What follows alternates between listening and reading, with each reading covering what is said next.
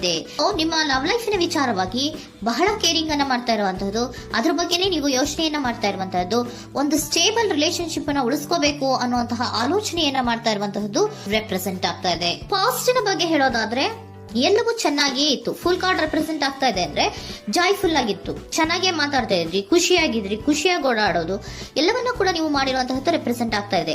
ಆದ್ರೆ ನೀವು ಯಾವಾಗ ಸೀರಿಯಸ್ ಆಗಿ ಕಮಿಟ್ಮೆಂಟ್ ಅನ್ನ ಕೇಳೋದಕ್ಕೆ ಶುರು ಮಾಡ್ತಿರೋ, ಅಥವಾ ನೀವ್ ಯಾವಾಗ ಸ್ವಲ್ಪ ಚೇಂಜಸ್ ಗಳನ್ನ ಮಾಡ್ಕೋ ಅಂತ ಹೇಳೋದಕ್ಕೆ ಶುರು ಮಾಡ್ತಿರೋ, ಅಥವಾ ನೀವು ಸ್ಪಷ್ಟವಾಗಿ ನಿಮ್ಮ ಲವ್ ಲೈಫಿನ ವಿಚಾರವಾಗಿ ಹೀಗೆ ಇರಬೇಕು ಅಂತ ಯಾವಾಗ ಒಂದು ಗಡಿಗಳನ್ನ ಹಾಕೋಕೆ ಶುರು ಮಾಡ್ತಿರೋ, ಆಗ ನಿಮ್ಮ ಲವ್ ಲೈಫಿನ ವಿಚಾರದಲ್ಲಿ ಫೀಲಿಂಗ್ಗಳು ಲೆಫ್ಟ್ ಔಟ್ ಆಗುವಂತ ಸಾಧ್ಯತೆಗಳು ಇದ್ದಿರುವಂತಹದ್ದು ನಿಮ್ಮ ಪಾಸ್ಟಿನಲ್ಲಿ ರೆಪ್ರೆಸೆಂಟ್ ಆಗ್ತದೆ.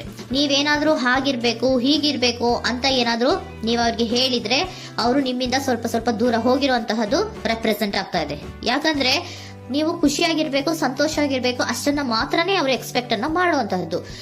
ಈಗ ಸದ್ಯದ ಮಟ್ಟಿಗೆ ಅವರು ನಿಮ್ಗೆ ಯಾವುದೇ ರೀತಿಯ ಸೀರಿಯಸ್ ಕಮಿಟ್ಮೆಂಟ್ಗೆ ಒಳಗಾಗುವಂತ ಸಾಧ್ಯತೆಗಳು ಯಾವುದು ಇದ್ದಿರೋ ಮಟ್ಟಿಗೆ ನಿಮ್ಮ ಪಾಸ್ಟ್ ನಲ್ಲಿ ರೆಪ್ರೆಸೆಂಟ್ ಆಗ್ತಾ ಇಲ್ಲ.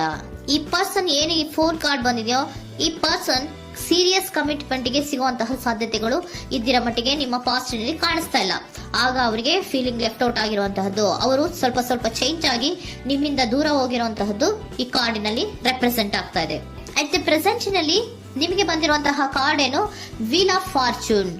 ಬದಲಾವಣೆಯ ಮಾರ್ಗವನ್ನ ನೀವು ಹಿಡಿಬೇಕು, ಅಂದ್ರೆ ಬದಲಾವಣೆ ಆಗ್ಬೇಕು. ನೀವು ಅವರು ಸೀರಿಯಸ್ ಕಮಿಟ್ಮೆಂಟ್ ಅನ್ನ ಕೇಳಿದಾಗ ಅವರು ನಿಮ್ಮಿಂದ ದೂರ ಹೋಗಿದ್ದಾರೆ ಅಂದ್ರೆ ನೀವೇನ್ ಮಾಡ್ಬೇಕು, ಅಟ್ ಪ್ರೆಸೆಂಟ್ ನಲ್ಲಿ ಬದಲಾವಣೆಯ ಮಾರ್ಗವನ್ನ ಹಿಡಿಬೇಕು. ಬದಲಾವಣೆಯ ಮಾರ್ಗವನ್ನ ಮಾಡ್ಕೊಳ್ಳೋಕೆ ಹೋಗ್ತೀರಾ, ಆದ್ರೆ ನಿಮ್ ಕೈಲಿ ಆಗ್ತಾ ಇಲ್ಲ. ಯಾಕಂದ್ರೆ ವೀಲ್ ಆಫ್ ಫಾರ್ಚೂನಿನ ಕ್ಲಾರಿಫಿಕೇಶನ್ ಕಾರ್ಡ್ ಬಂದಿರುವಂತಹದ್ದು ಯಾವುದು, ಡೆವಿಲ್ ಕಾರ್ಡ್ ರೆಪ್ರೆಸೆಂಟ್ ಆಗ್ತಾ ಇದೆ.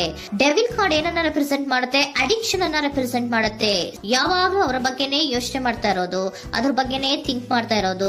ಸ್ವಲ್ಪ ಬದಲಾವಣೆ ಮಾಡ್ಕೊಳಕ್ ಹೋಗ್ತೀರಾ, ಮತ್ತೆ ಪುನಃ ವಾಪಸ್ ಹಿಂದಕ್ಕೆ ಬರ್ತೀರಾ, ಮತ್ತೆ ಆಲೋಚನೆಯನ್ನ ಮಾಡೋಕೆ ಶುರು ಮಾಡ್ತೀರಾ. ಆ ಕಾರಣವಾಗಿಯೇ ನಿಮ್ಗೆ ನೋವುಗಳು ಆಗ್ತಾ ಇರುವಂತದ್ದು ಅಟ್ ಪ್ರೆಸೆಂಟ್ ನಲ್ಲೂ. ನೀವು ಬದಲಾವಣೆ ಆಗೋಕೆ ಹೋಗ್ತೀರಾ, ಎಲ್ಲಿ ಬದಲಾವಣೆ ಆಗ್ತಾ ಇದ್ದೀರಾ, ಎಲ್ಲಿ ಚೇಂಜಸ್ ಆಗ್ತಾ ಇದ್ದೀರಾ, ನೀವು ಆಗ್ತಾ ಇಲ್ಲ.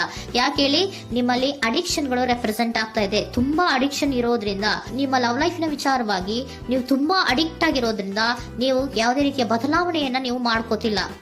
ನಿಮ್ಮ ಲವ್ ಲೈಫ್ ನ ವಿಚಾರವಾಗಿ ನೀವು ಬದಲಾವಣೆಯನ್ನೇ ಮಾಡ್ಕೋತಾ ಇಲ್ಲ. ಅವ್ರು ಕಮಿಟ್ಮೆಂಟ್ ಕೊಟ್ಟಿಲ್ಲ, ಅವ್ರು ಹೋದ್ರು ಅಂದ್ಮೇಲೆ ನೀವು ಮುಂದೆ ಬರಬೇಕು, ನಿಮ್ಮ ಜೀವನದಲ್ಲಿ ನೀವು ಮುಂದೆ ಮುಂದೆ ಬರಬೇಕು. ಸೊ ನೀವು ಮುಂದೆ ಬರಕ್ ಹೋಗ್ತೀರಾ, ಆದ್ರೆ ಅಲ್ಲೇ ಸ್ಟ್ರಕ್ ಆಗ್ತಾ ಇರುವಂತಹದ್ದು ರೆಪ್ರೆಸೆಂಟ್ ಆಗ್ತಾ ಇದೆ.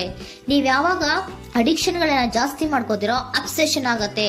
ಯಾವಾಗ ನಿಮ್ಮಲ್ಲಿ ಅಬ್ಸೆಷನ್ ಗಳಾಗಕ್ಕೆ ಶುರು ಆಗುತ್ತೋ ಆಗ ನಿಮ್ಮ ನೋವುಗಳು ಜಾಸ್ತಿ ಆಗುತ್ತೆ. ಕಣ್ಣೀರಿಡೋದು, ನೋವನ್ನ ಪಡೋದು, ಸಂಕಟ ಪಡೋದು, ಪದೇ ಪದೇ ನೆನಪಿಸ್ಕೊಳ್ಳೋದು, ಅಳೋದು, ಆಗದೇ ಇಲ್ವೇನೋ ನನಗೆ ಅನ್ನುವಂತಹ ರೀತಿಯಲ್ಲಿ ಅಟ್ ಪ್ರೆಸೆಂಟ್ ನಲ್ಲಿ ಕೆಲವೊಬ್ರು ಇರುವಂತಹದ್ದು ರೆಪ್ರೆಸೆಂಟ್ ಆಗ್ತಾ ಇದೆ. ನೆಕ್ಸ್ಟ್ ಕಾರ್ಡ್ ಬಂದಿರುವಂತಹದ್ದು ಯಾವುದು, ಕ್ವೀನ್ ಆಫ್ ಪೆಂಟಿಕಲ್ಸ್ ಬಂದಿದೆ. ಸೊ ಕ್ವೀನ್ ಆಫ್ ಪೆಂಟಿಕಲ್ ಏನನ್ನ ರೆಪ್ರೆಸೆಂಟ್ ಮಾಡುತ್ತೆ, ನಿಮ್ಮನ್ನ ನೀವು ಗಮನವನ್ನ ಕೊಡಬೇಕು, ನಿಮ್ಮ ಕಡೆಗೆ ನೀವು ಹೆಚ್ಚು ಗಮನವನ್ನ ಕೊಡಬೇಕು.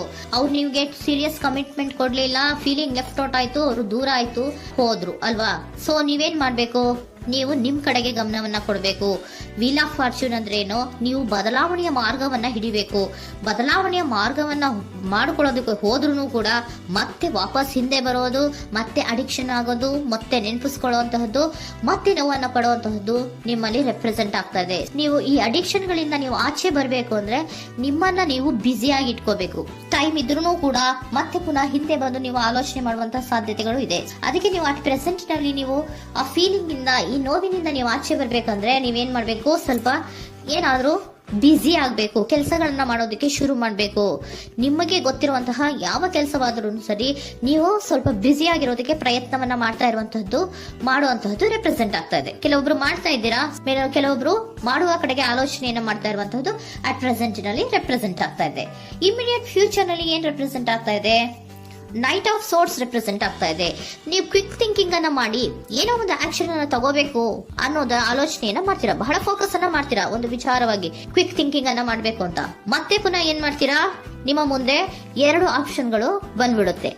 ಯಾವ್ದು ಮಾಡ್ಲಿ, ಹೇಗ್ ಮಾಡ್ಲಿ, ಏನ್ ನನ್ನ ಕೈಲಿ ಆಗ್ತಾ ಇಲ್ವಲ್ಲ ಮರೆಯೋದಕ್ಕೆ, ಮುಂದೆ ಹೋಗೋಣ ಅಂತೀನಿ, ಮತ್ತೆ ಏನಿದು ಕನ್ಫ್ಯೂಷನ್ ಅಂತ, ಮತ್ತೆ ಕನ್ಫ್ಯೂಷನ್ ಅಲ್ಲಿ ಇರುವಂತಹದ್ದು ಇಮಿಡಿಯೇಟ್ ಫ್ಯೂಚರ್ ನಲ್ಲಿ ರೆಪ್ರೆಸೆಂಟ್ ಆಗ್ತಾ ಇದೆ. ನೀವೇನ್ ಮಾಡ್ಬೇಕು, ಈ 2 ಆಯ್ಕೆಗಳಲ್ಲಿ ನಿಮಗೆ ಯಾವ ಆಯ್ಕೆ ಬೇಕು ಅನ್ನೋದನ್ನ ಫಸ್ಟ್ ಆಲೋಚನೆಯನ್ನ ಮಾಡಿ ನಂತರ ನಿರ್ಧಾರವನ್ನ ಮಾಡಬೇಕಾಗುತ್ತೆ.